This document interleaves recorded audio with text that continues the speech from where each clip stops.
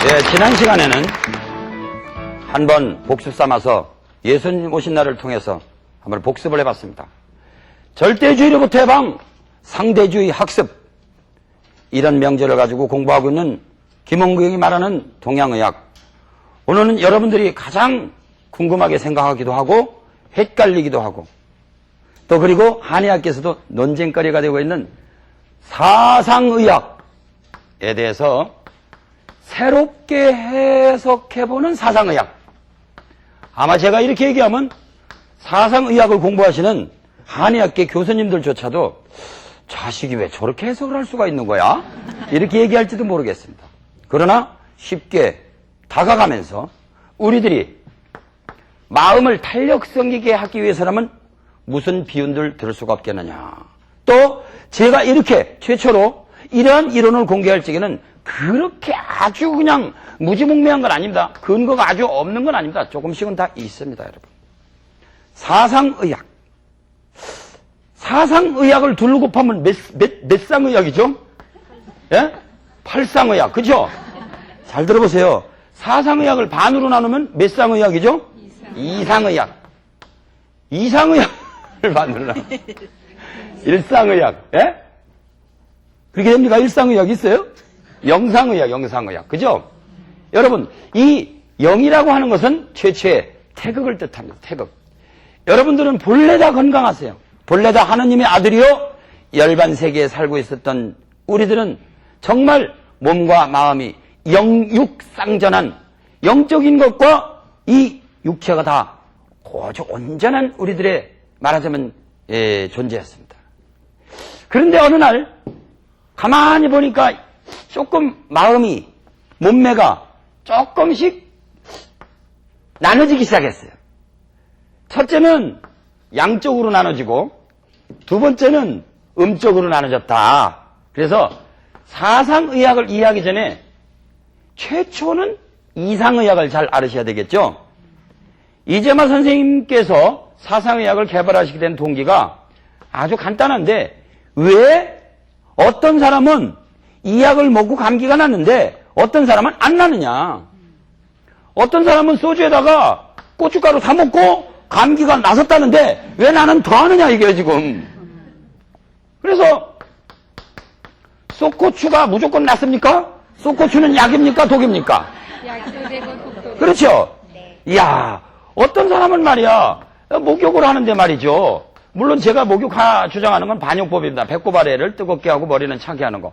어떤 분은 온몸을 그냥 뜨겁게 놨다가 차갑게 놨다가 뜨겁게 놨다가 차갑게 놨다가 온몸을 그냥 뭐 무쇠 달구듯이 말이죠. 강철을 만들어 버렸어요. 그럼 그 사람은 강철이 됐는데 왜 나는 안 되느냐. 근데요, 이거 위험한 겁니다. 함부로 쓰지 마세요. 우리나라에서 잘 알려진 어떤 어르신네도 이런 걸 한다고 해서 제가 개인적으로 인터넷에다 좀 넣고 싶을 정도예요. 온몸을 뜨겁게다가 온몸을 차가운 데 넣어요? 그러면 머리도 강철이 되게요? 머리가 강철이 되면 어떻게 되죠? 철머리가 되라는 말입니까? 철머리? 아래는 덥게 머리는 차게 하는 바둑도 두 집이 있어야 삽니다, 여러분. 한 집 있으면 죽어요. 이와 같이 음양법이 가장 중요한 건데 어쨌든 간에 이재만 선생님이 아주 의심이 많은 분이었었어요. 그런데 이 사상에 가서는요, 우리가 일반적으로 우리가 알고 있는 뭐 무슨 인요? 뭐 소음인? 그렇죠? 예? 네. 소양인, 예? 예. 더양인, 예? 뭐 일로 가면 무슨 인요? 태음인. 아, 뭐 이래갖고 뭐 소음인이 인삼이 좋다, 뭐 소양인은 돼지고기가 좋다, 뭐 이런 사람들은 좀 뭐 약이 잘 안 드는다, 이런 사람이 영웅이다, 뭐 이런 사람들은 나폴레옹이다, 영웅이다, 영웅. 태음인은 말이죠, 뭐 땀을 좀 내야 된다고 하고 말이죠. 몸이 좀 퉁퉁하니까, 율무가 좋다, 마왕이라는 땀 내는 약 같은 게 좋다. 그 다음에 반 말린 걸 건율이라고 그러거든요. 건율 같은 거 넣는 게 좋다, 그럼 반 말린 게 좋다. 그래서 뭐라고 뭐 성격이 무사 같다, 뭐 예술성이 강하다, 이건 재물 저축력이 강하다, 이런 사람들이 영웅적이다, 의심이 좀 많다. 여러 가지 지금 해석이 많습니다. 근데 태양인만 보면 영웅이라고 돼 있거든요. 근데 이게 10만 명에 하나, 100만 명에 하나 있을까 말까래요. 근데 영웅이래요. 그러니까 우리가 대학교 다닐 때, 이야, 사상의학을 딱 보고 나면 전부 다 마음속으로는 태양인이 되고 싶어서 미치겠더라고요. 그죠? 근데 여러분, 우리나라 민족에게 드문 일이지 어느 민족에게 가면 전부 다 태양인에 가까운 사람들이 많은지도 모르죠. 전국에 우리 한의학을 공부하는 우리 동지 여러분, 교수 여러분, 저는 1967년도 입학했다가 73년도 졸업했습니다. 제 후배들도 계실 거고 제 선배들도 계실 거고 또 양약을 하시다가 사상의학을 전공하시는 분들도 계십니다. 제 이야기는 진실입니다. 저희는 한의과대학교 다닐 적에 32명이 같은 반을 형성하고 있었는데 제가 좀 그 질문부대였습니다. 한 분은 지금 살아계시고 한 분은 지금 타계하셨는데 사상의학의 대가 교수님이 우리 사상의학 시간에 들어오셨습니다. 교수님, 저는 무슨 인입니까? 교수님이 탁 매를 보더니, 자네는 태음인이야. 아, 그래요. 감사합니다. 또 다른 이 아무개 교수님이 들어오셨어요. 이번엔 돌아가셨어요. 교수님, 저는 무슨 인입니까? 하니까. 자네는 말이야, 한국인의 60, 70%가 뭐라고 그랬어, 내가? 소민이라고 그랬잖아. 자네는 어느 나라 사람이야? 예, 한국입니다. 자네도 10분의 6이 속해. 섭섭하게 생겼네. 소민이야, 소민. 딱 보니까, 예? 그래서 그 다음날, 선생님, 저 선생님이 저를 소민이라고 그러던데요? 선생님, 저 선생님이 저를 태민이라고 그러던데요? 그러니까 두 분이 우리 반만 들어오면 아주 학을 뗐습니다. 어떤 때는 막 미워갖고 출석부로 팍 팽개치고 하고 그랬어요. 이게 말이죠. 교수님도 그때마다 한 사람을 놓고 다르다고 합니다, 여러분. 또 제 제자들은 지금 저보고 태양인이래요. 그래서 난 또 역시 너희들이 영웅을 알아보는구나. 영웅 아니냐 말이야. 그러니까 웃으죠. 저희들이 토론을 해본 결과 선생님은 자기 잘못은 하나도 인정 안 하고 학생들 잘못만 꼬치 얘기하는 성격이기 때문에 태양인이라고 했습니다. 그렇다. 어떤 때는 학생들은 태양인이래요.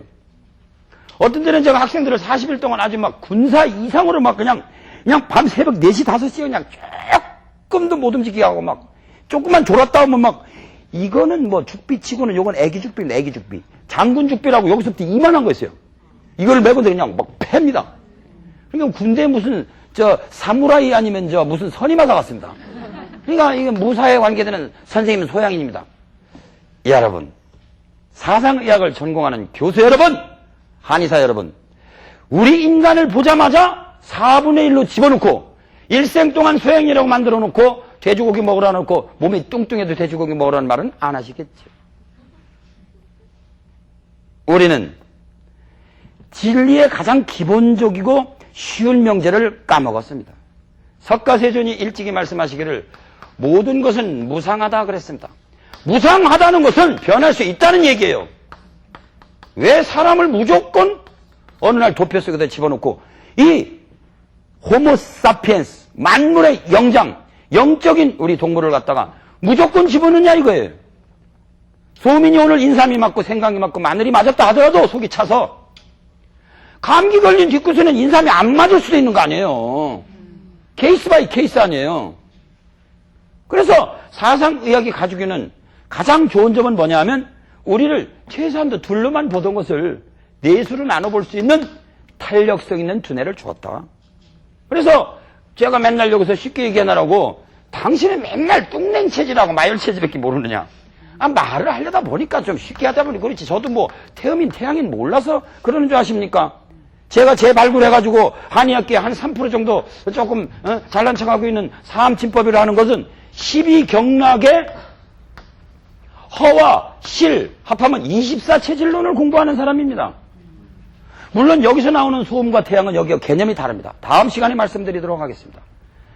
존경하는 우리 한반도, 근역반도, 이 근역이나 무궁화 근자거든요. 무궁화반도 우리 이 조그마한 땅덩어리지만 뭐 어느 예언가 말에 의하면 말법 시대에 전 세계에 뭐 12명의 성인이 태어났는데 우리나라에 한 7분이 태어난다고 뭐 예언해갖고 희망을 주는 그런 말도 들었습니다.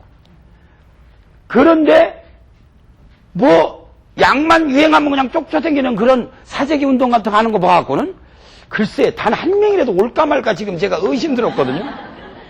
말을 좀 쉽게 하려고 제가 마열체질, 뚱냉체질 이렇게 얘기했지만 알고 보면 만행 체질도 있을 수 있죠. 뚱열 체질도 있을 수 있죠. 그러다 보니까 만행 체질과 뚱열 체질이 합방하면은 사상 체질이 되잖아요. 근데 인간을 볼 적에 대체적으로 두 가지로 본다면 마른 사람은 좀 소모력이 많죠. 그렇죠? 소모력이 많으니까 아무래도 양적이 되겠죠. 마르겠죠. 그렇죠? 그렇죠? 그 다음에 뚱뚱한 사람은 대체적으로 저촉력이 많겠죠. 그렇죠? 저촉력이 많겠죠. 그런 사람은 대체적으로 음적이 되겠죠. 그렇죠? 그 다음에 뚱뚱하면서 보통은 냉하면은 아예 음적이죠. 이건. 그렇죠? 그러니까 이런 사람들은 그냥 태음인이라고 말할 수 있습니다. 그렇죠? 마르고 열이 있다면 이런 사람들은 아예 마르고 열이 있기 때문에 이런 사람들은 아예 클태자를 터서 아예 양중지 양이 두 개나 붙었다 이거예요. 그런데 뚱뚱하긴 한데 열이 있다. 열이라는 건 양이죠. 그래서 뚱뚱하기도 하고 냉하기도 하다. 마르기도 하고 열이 있다. 양양. 근데 뚱뚱하긴 한데 열은 있어. 그러니까 이걸 소양인이라고 하거든요. 이거를. 예? 마르기는 한데 몸이 차. 그죠? 이건 만행체질. 그렇죠? 이래서 유명한 우리 사상의학이 결성이 되는데 이 사상